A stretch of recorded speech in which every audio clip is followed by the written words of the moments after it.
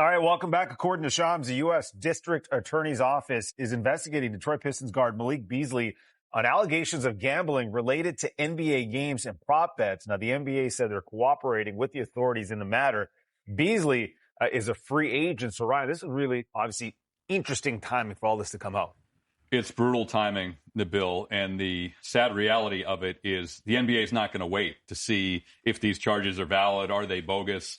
Teams are going to move on, and the money's going to be spent very quickly out of the gate. Malik Beasley, at 29 years old, coming off the year he just had in Detroit, was in for a big payday. And now the Pistons have a kind of difficult decision to make. They can renounce their free agents, Malik Beasley, Tim Hardaway Jr., and Dennis Schroeder, and be only the second team in the league, in addition to the Brooklyn Nets, to have significant salary cap space. They can have about $22 million. But either way, Smitty, I feel bad for this guy. I think he's going to get squeezed because teams aren't going to wait around and see. They'll probably just go to the next guy down their list as the investigation plays out. Yeah, there just says so many quality players out there, including Jonathan Kuminga. The Warriors reportedly tendering a $7.9 million qualifying offer to him. Everyone knew they were going to do that. Effectively, that makes him a restricted free agent, correct? Yeah, he's a restricted free agent, so the Golden State Warriors can match any deal he gets. And going back to the cap space, the Brooklyn Nets are the only team that could give him an offer sheet. We'll see if they do or not. With the Nets being the first team in NBA history to draft 5 rookies, it seems like they're willing to go through a full-blown rebuild and use that cap space with assets attached rather than go out and try to add talent like Kuminga. So it's been reported in the bill that he wants $30 million a year. Yes. And one of the themes you'll hear me talk about this week is restricted free agents in particular hoping their current team, their incumbent team, with this case, Kuminga and the Warriors, that they're fair to them because, Smitty, the teams have all the leverage right now. Without that cap space and without the threat of an offer sheet, teams can sit back and let the market dry up, which is a stressful time, I imagine, from a player's perspective. It is. I mean, Ryan said it best. And you look at this situation right now, and the time we're in right now is, and you're seeing for Kuminga, and when you say you want $30 million, that's the Brooklyn Nets. You want the Brooklyn Nets to offer you $30 million. I'm not saying they will or will not, but it's hard. We don't have that much leverage. And obviously the Golden State is going to play the leverage. They're only doing business. Right. We shall see for Kuminga. If he doesn't get that, it's going to be interesting how it goes on, the relationship with the Warriors and Kuminga. The Houston Rockets have been very busy. The latest, Jabari Smith Jr.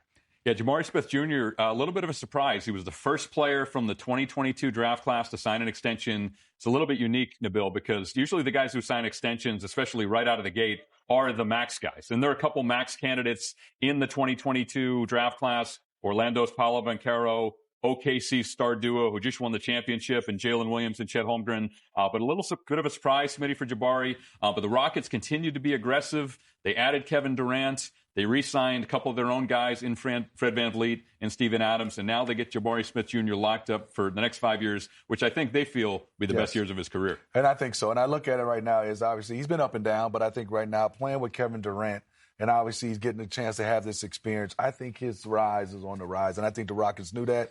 It's not a bad deal for him, and obviously for the Houston Rockets, I think this is pretty good. And playing with Kevin Durant, those two guys that can flat out shoot it in their size with Şengün, this is going to be a dangerous team. Yeah, they're going to be intriguing, guys. 5 years. He intends to sign a 5-year deal, $122 million. Other reported free agent news. Anything stand out to you here, Smitty? Well, Davion Mitchell, just because I know the kid and he's here from Atlanta, I'm just so happy for him. He fit in real nice with Miami, didn't he? Done a nice job. And Bobby Portis loves Milwaukee. He's not going anyway. Kelly Oubre done a nice job. Jalen Williams, Sam Presti getting a chance to re-sign him. And I do think even though Duncan Robinson declines this option, I have a feeling it's some kind of way. You won't decline that amount of money not knowing what's coming up next. Yeah, for me, it's Bobby Portis on that list that stands out. Milwaukee didn't have many options to Bill. We know Lillard is injured. We know Giannis is seemingly thinking about maybe moving on from the Bucks. They needed to re-sign Bobby Portis. They would have been in a world of trouble if he left. So good business for John Horst and the Milwaukee Bucks getting it done. They could not afford to lose him. Now, his connection with that fan base is so special. So that is good news for Bucks fans. Hey, huge shout out to the great Candace Parker. Our teammate here at NBA TV had her number retired on Sunday in LA. Look at the numbers for Candace Parker as a Spark. Just legendary stuff. And rightly so, the third Spark to have her jersey retired, Smitty. Yeah, it is. I mean, the one thing is you see all her accolades. The list is so long.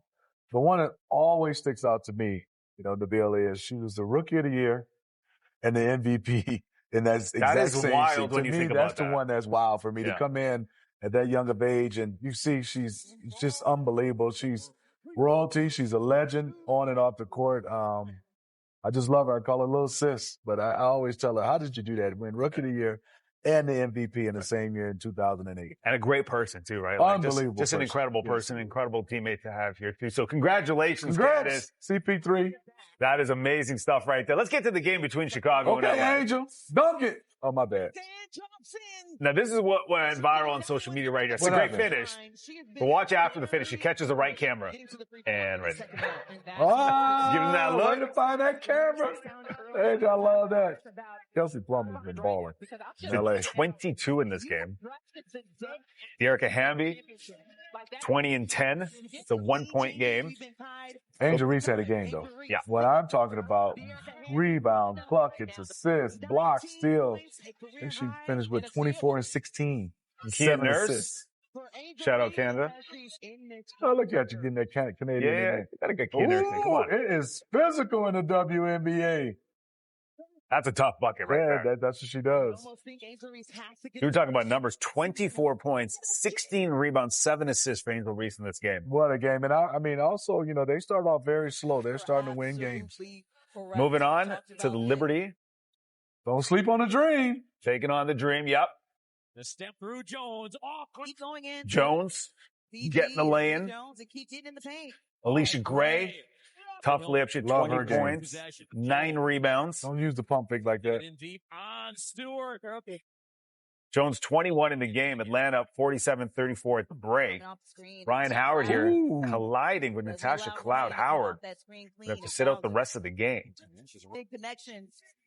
There's Cloud. Mitty. Brianna Stewart. Final minute of the third quarter. Stewart banking it in. To 21, 9, and 4 in the game. Atlanta, though, up 63-53. Jordan Canada crossing over. That's pretty nice right there. They got like 6 people that can get their own. And then obviously they got the anchor down there. Grinder's tough. And the Griner is still effective in the paint. Vegas, Phoenix. We're tied at 40 at the half. Asia Wilson. Good move. Great footwork. They got better footwork than that. Alyssa Thomas going coast to coast. I mean, that's the one thing she's going to do. She's going through you. Right. Every physical, play, like you mentioned, man. She is going through you. Jewel Lloyd had 10 in the game. Shooter.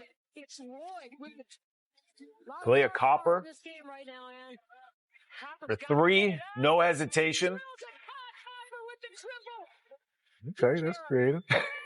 Creative. One way to put it. Okay. Wilson. Nice move. Did I am one? No. 26 points, 18 rebounds, 7 assists for Asia. Sammy Whitcomb for the tie here. Ooh, she got a good, decent look. Comes up short, though. 84-81, the final here. Free Agent Fever, 4 p.m. Monday on NBA TV, reacting to all the breaking news, updating and recapping all the deals. Ryan is pretty much living here this week. So this is his home right here, this set of ours. What is one thing we are looking forward to for Monday?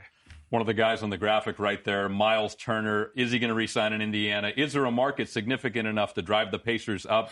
We know how valuable he is. I feel like they need to re-sign him. We didn't talk about the Brooklyn Nets, but they got a ton of cap space too, right?